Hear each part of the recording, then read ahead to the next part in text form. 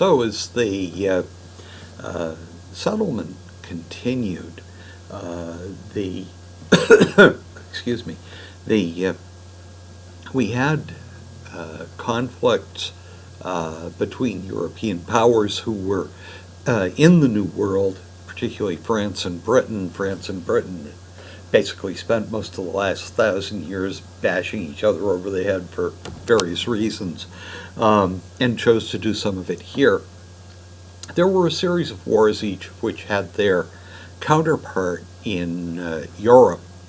The most important one, or culminating one at least, is the French and Indian War, part of the 7 Years' War, which really, to give you some ideas, probably the first real world war.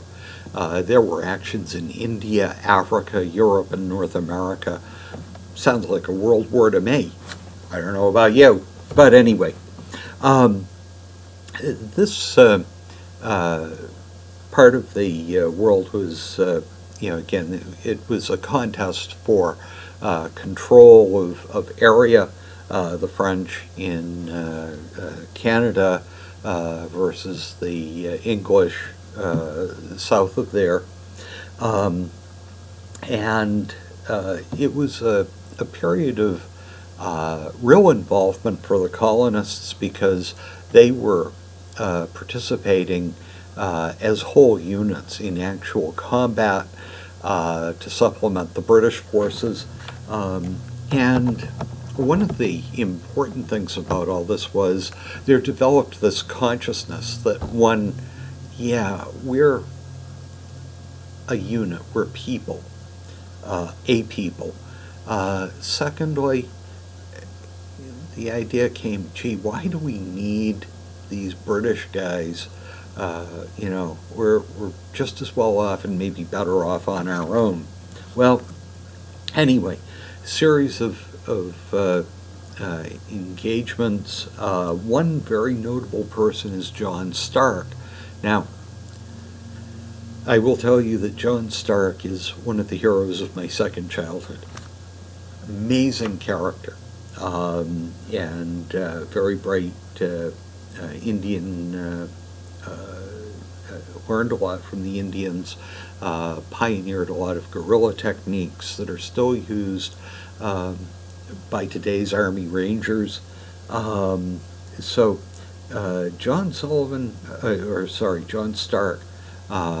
really great personage to emerge from the French and Indian War.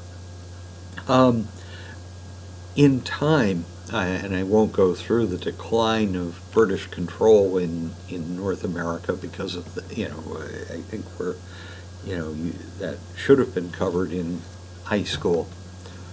But let me just suggest that New Hampshire was a participant in the Revolutionary War. There were no battles fought on New Hampshire soil, which had a long-term impact on the tourist industry. But anyway, notably, again, John Stark, New Hampshire militia units were very much involved in the actions around Concord and Lexington in the wake of the British incursion out of Boston. They were involved very much in the siege of Boston. John Stark and the New Hampshire militia actually saved the day at Bunker Hill. Stark, on his own initiative, actually prevented a British flanking movement that might have made it not just a defeat for the Patriots, but a rout. You went on. The Battle of Bennington over in Vermont was also a New Hampshire show starring John Stark, and that paved the way for the victory at Saratoga that was key in persuading the French to provide men and supplies to the fledgling United States. One contribution that doesn't often get mentioned is privateers. These are basically pirates who were given a license to prey on enemy shipping, so they were sort of legitimate. Anyway, there were a pile of them, roughly 100 ships operating out of Portsmouth, and some huge profits were made. Also, some captured privateers died, some pretty lingering, nasty deaths, but those things happen. Okay, in the meantime, in New Hampshire, there continued to be friction between the western part of the state that felt disenfranchised, and one of the things we saw was a gradual move of the symbolic physical capital, seat of government, closer to the middle of the state. There were efforts to be more inclusive of people from the western part of the state. But for those of you who've been around New Hampshire a little bit, you know notice that the West is still, there's still tinges there. It's different over in Claremont, certainly, than it is in Portsmouth. Anyway, one of the things New Hampshire did was adopt a constitution. In your readings, you'll see posted a copy of the New Hampshire Constitution, or at least the article, first part 1. And one of the things that I want you to do is read through that. Notice the parallels to the U.S. Constitution. If you haven't read the U.S. Constitution by this time in your life, it's time to put on your big person pants and sit down and do it. There are copies readily available on the internet. Take a look. It's a pretty marvelous document. So anyway, compare that. One of the things you'll see in constitutions dating from that period throughout the country is that the themes are very similar. Basically, the framers were all reading the same stuff. John Locke, Hobbes, Rousseau, dealing with individual liberties and responsibilities. So that's important to see. One of the things as we emerge from the Revolutionary era finding our feet, you'll find that New Hampshire does not live up to its stodgy reputation for being behind in social aspects. New Hampshire was very active, and if not the leading state in any given thing, they were very quick to adopt welfare measures, the Mother's Pension Act, enforcement of child support, child labor came along in spite of early industrial influences. Even things like care for the mentally ill. I'm not saying that the early incarnations of the New Hampshire Hospital were, up to modern standards, but the intention was there, and it was the care was intended to provide protection for the mentally ill as well as society as a whole. Sometimes you got to give people credit for good intentions. So anyway, one of the really cool things to watch is something called the Indian Stream Republic around in the 1830s, around 1832.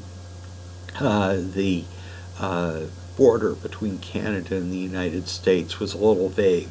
The Treaty of Paris just didn't define it carefully enough.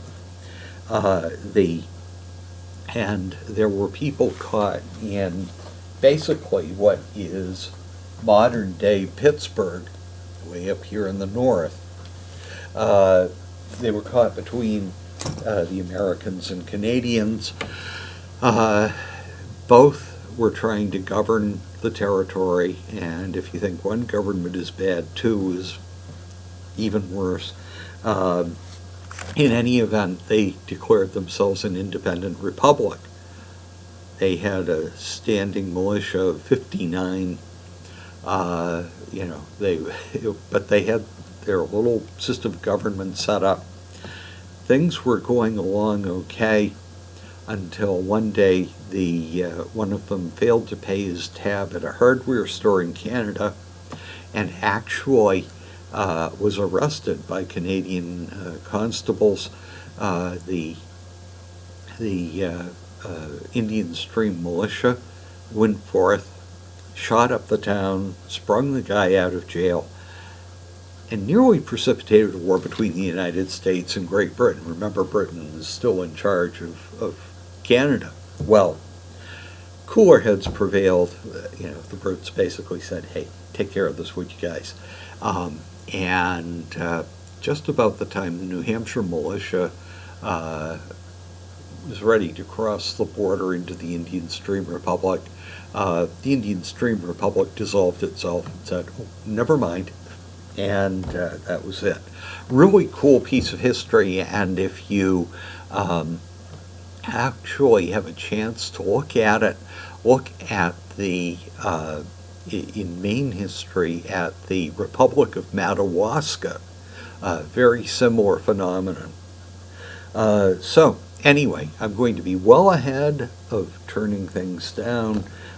Make sure you keep track of the people: John Stark, John Sullivan, who was a lawyer, had a lot of influence in the framing of the Constitution. Also led the raid on Fort William and Mary. Actually, that was more like an armed robbery, but whatever.